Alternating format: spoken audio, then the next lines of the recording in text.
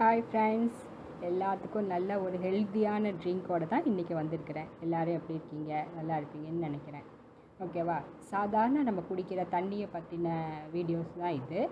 இதில் அந்த தண்ணியில் நம்ம எப்படி சத்துக்களை கூட்டிக்கிறது, அது என்னென்ன விதமான சத்து, அதை எப்படி நம்மளாம் கூட்டிக்கலாம், அந்த சத்து நம்ம உடம்புக்கு என்னென்ன நன்மைகளை செய்யுது அப்படிங்கிறத பற்றி தான் இந்த வீடியோவில் பார்க்க போகிறோம். 4 விதமான சத்தை பற்றி சொல்லியிருக்கேன் இந்த வீடியோவில். ஓகேங்களா? ஃபஸ்ட்டு நம்ம பார்க்க போகிறது காப்பர். காப்பர் சத்து தான் நம்மளுக்கு ரொம்ப முக்கியம் அப்படிங்கிறது தெரிஞ்சதுனால தான் ஆதி காலத்துலேருந்து காப்பர் அண்டால் தண்ணி குடிக்கணும் அப்படின்னு சொல்லிட்டு நம்ம எல்லாம் குடிச்சிட்டு இருக்கோம்.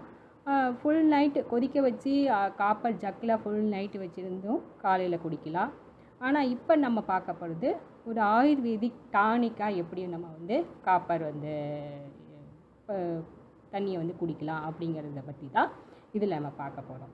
இதுக்கு நம்ம 60 கிராம் காப்பர் சத்து முதல்ல எதுக்கு நம்மளுக்கு அப்படின்னா, நம்மளோட நரம்பு சம்மந்தப்பட்ட எல்லா வியாதிகளுக்கும் காப்பர் சத்து தீர்வாக இருக்குது.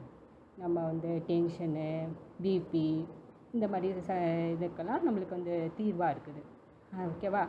60 கிராம் காப்பரை நம்ம 4 கிளாஸ் தண்ணியில் போட்டு கொதிக்க வைக்கிறோம். இந்த மாதிரி ராடாக கூட வச்சுக்காங்க. 4-5 ராடு 60 கிராம் வரளவுக்கு உங்களுக்கு எத்தனை ராடு வேணுமோ அத்தனை ராடு நீங்கள் சேர்த்துக்காங்க. 60 கிராம் காப்பரை 4 கிளாஸ் தண்ணியில் போட்டு கொதிக்க வைக்கணும்.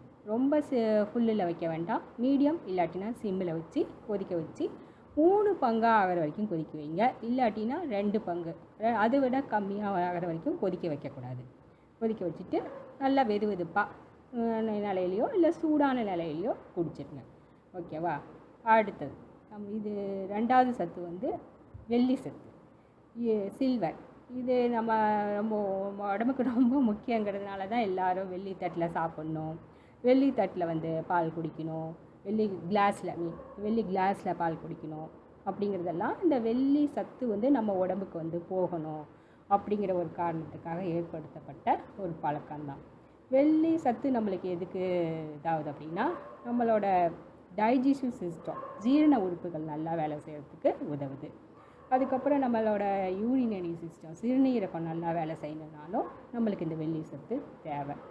இதுக்கு நம்ம ஒரு 30 கிராம்லேருந்து 60 கிராம் வரைக்கும் வெள்ளி இதை எடுத்துக்கலாம். ஆனால் நம்ம வெள்ளி இந்த மாதிரி ஒரு கப்பு மாதிரி நீங்கள் வச்சுக்கலாம், இல்லை காயினாக வச்சுக்கலாம். ஆனால் நம்ம இந்த மாதிரி செயினாவோ கொலுசாவோ யூஸ் பண்ணக்கூடாது. ஓகேவா? அதையும் இதே மாதிரி 4 டம்ளர் தண்ணியில் போட்டு நீங்கள் கொதிக்க விடணும். கொதிக்க வச்சு சிம்மில் வச்சு கொஞ்சம் மீடியமாக வச்சு கொதிக்க விட்டு 3 பங்கு இல்லாட்டினா 2 பங்கு ஆறு வரைக்கும் கொதிக்க வச்சு குடிக்கலாம். அடுத்து நம்ம 3வதாக பார்க்க போகிறது கோல்டு, தங்க சத்து நம்ம சின்ன வயசுலேருந்து நம்ம நிறைய கேள்விப்பட்டிருப்போம்.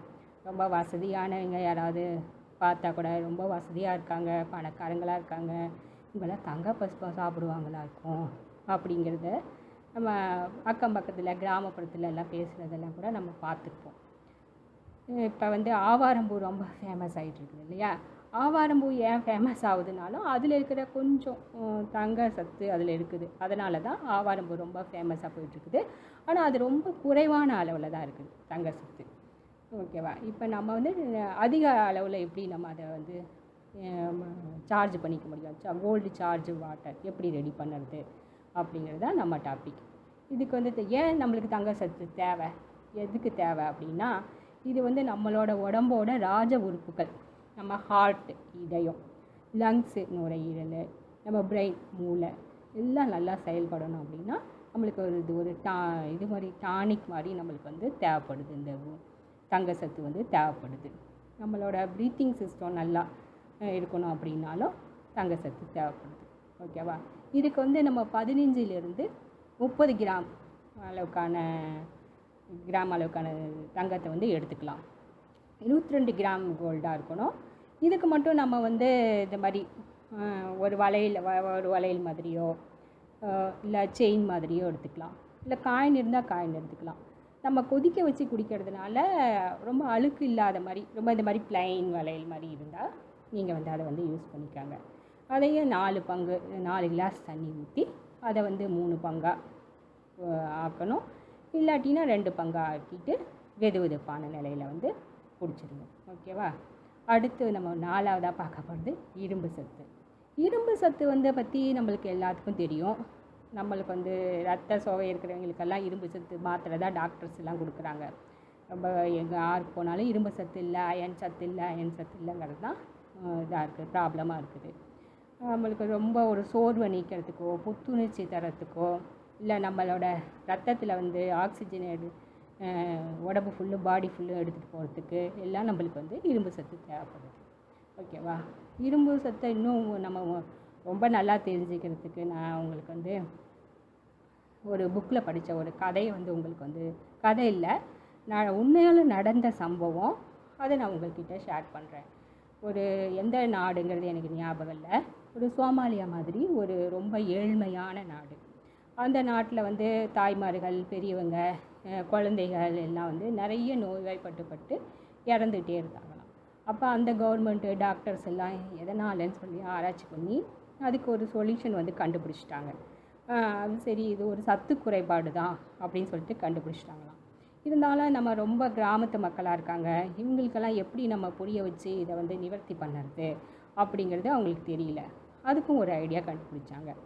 அந்த மக்களுக்கு வந்து நம்ம ஊரில் ரொம்ப ஒரு துர்தேவதை இருக்குது, அந்த தேவதை தான் நம்மளுக்கு வந்து இந்த மாதிரி பிரச்சனைகள் எல்லாம் வருது, அதனால் நாங்கள் உங்களுக்கு எல்லாம் ஒரு நல்ல ஒரு பொருள் தரோம், அதை வந்து நீங்கள் தினம் வந்து கொதிக்கிற குழம்புல போட்டு கொஞ்சம் நேரம் 5 நிமிஷம் கொதிக்க வச்சு அந்த சாப்பாட்டை சாப்பிட்டிங்கன்னா அந்த துர்தேவதை உங்களை ஒன்றுமே பண்ணாது அப்படின்னு அந்த டாக்டர்ஸ் எல்லாம் சொல்லி எல்லா வீட்டுக்கும் ஒரு ராடு கொடுத்தாங்களாம். அது அந்த மக்களும் ரொம்ப பயந்து போய் நம்ம இந்த குழம்பு சாப்பிடாம சாதாரண குழம்பு சாப்பிட்டுட்டா நம்மளை ஏதாவது துர்தேவதை பண்ணிட்டா என்ன பண்ணுறதுன்னு சின்சியராக அதே மாதிரி அந்த குழம்புல போட்டு கொதிக்க வச்சு தான் ஒரு நாள் கூட தவறாமல் எல்லாருமே சாப்பிட்டாங்களாம். நாளடைவில் அங்கே மக்களுக்கு வந்து ஆரோக்கியம் ஏற்பட்டு இந்த மாதிரி நோய்வாய்ப்படுற சதவீதம் வந்து குறைஞ்சிச்சான். அது என்ன பொருள் அப்படின்னா இரும்பு ராடு தான் வந்து கவர்மெண்ட்டு டாக்டர்ஸ் வந்து அந்த ஊர் மக்களுக்கு தந்தது. இப்போ இரும்போட மகத்துவம் இதுதான். ஓகேவா? இதுக்கு நம்ம அயன் சார்ஜ் வாட்டர் இரும்பு சத்து நிறைந்த தண்ணீரை தயாரிக்கிறதுக்கும் நம்மளுக்கு 60 கிராம் இரும்பு ராடு தான் தேவை. துரு பிடிக்காமல் இருக்கணும், அது ரொம்ப முக்கியம். துரு பிடிக்காமல் இருக்கிற ராடு வந்து நீங்கள் வச்சுக்காங்க. அதை வந்து இதே மாதிரி 4 கிளாஸ் தண்ணியில் போட்டு கொதிக்க வச்சு 3 கிளாஸ் ஆக்கி நம்ம வந்து குடிச்சிடலாம். மற்ற எதுக்குமே வந்து சைட் எஃபெக்ட்ஸ் எதுவும் சொல்லலை. இந்த இரும்பு சத்துக்கு இதுக்கு சார்ஜ்டு வாட்டருக்கு மட்டும் சைட் எஃபெக்ட்ஸ் வந்து சொல்லியிருக்காங்க. அது என்னென்னா கடுமையான மலச்சிக்கல் இருந்தாலோ இல்லை சிறுநீர் எரிச்சல் இருந்தாலோ இதை வந்து உங்கள் உடம்புக்கு ஒத்துக்கலான்னு அர்த்தம், குடிக்காதீங்க அப்படின்னு சொல்லியிருக்காங்க. ஓகேவா? நீங்கள் வந்து அதை வந்து செக் பண்ணிக்காங்க. ஓகேவா? சரி, இது 4 டைம் 4ஐயும் போட்டு நம்ம எப்போ கொதிக்க வச்சு எத்தனை சார்ஜ் வாட்டர் நம்ம வந்து பண்ணுறது, எல்லாம் ஒரே டைமில் பண்ணிட முடியுமா அப்படிங்கிறது சந்தேகம் வந்து உங்களுக்கு இருக்கும். ஒரே டைம்லேயும் நம்ம செஞ்சிடலாம். அதுக்கான வெவ்வேறு விதமான ரேஷியோ நான் இப்போ சொல்கிறேன். நம்ம வந்து கோல்டு வந்து 15 கிராம், சில்வர் வந்து 30 கிராம், காப்பர் வந்து 60 கிராம், அயனும் 60 கிராம். இந்த ரேஷியோவில் வந்து மறுபடியும் சொல்கிறேன். கோல்டு வந்து 15 கிராம், சில்வர் வந்து 30 கிராம், காப்பர் வந்து 60 கிராம், அயனும் 60 கிராம். இந்த 4ஐயும் போட்டு நம்ம இதே மாதிரி கொதிக்க வச்சு 3 பங்காக ஆக்கி, இல்லை 2 பங்குக்கு கீழே வர்றதுக்கு விடாதீங்க, குடிச்சிடுங்க. ஓகேவா? இதை வந்து 12 வயசுக்கு மேலே எல்லாருமே குடிக்கலாம். 2 வயசுக்கு கீழே இருக்கிற குழந்தைங்களுக்கு கொடுக்க வேண்டாம். 2 to 12 வயசு இருக்கிற குழந்தைங்களுக்கு வந்து நீங்கள் கொஞ்சம் கொதிக்க வச்சு ஒரு நிமிஷம் கொஞ்சம் கொதிநிலைக்கு வந்த உடனே அந்த தண்ணியை வந்து கொடுத்துக்கலாம். ஓகேவா? இது ரொம்ப பவர்ஃபுல்லான டானிக்கு. ஆயுர்வேதிக் இதிலேருந்து தான் நான் உங்களுக்கு எடுத்து சொல்கிறேன். எல்லாம் ஏற்கனவே இருக்கிறது தான் நான் உங்களுக்கு திரும்ப ஒரு கவனத்துக்கு கொண்டு வர மாதிரி சொல்கிறேன், அவ்வளோதான். இன்னும் அதனால் இது ஆனால் பவர்ஃபுல் ஹெல்த் ட்ரிங்க்கு தான் இது. இன்னும் இதை பற்றின அதிக டீட்டெயில்ஸ் வேணுன்னா நீங்கள் நெட்டில் போய் சர்ச் பண்ணி பார்த்துக்கலாம். ஓகே? அதனால் நீங்கள் வந்து கவனமாக இதை வந்து செஞ்சு பார்த்து பயன்பெறணும்னு கேட்டுக்கிறேன். ஓகே ஃப்ரெண்ட்ஸ், தேங்க்ஸ் ஃபார் வாட்சிங். வாழ்க வளமுடன்.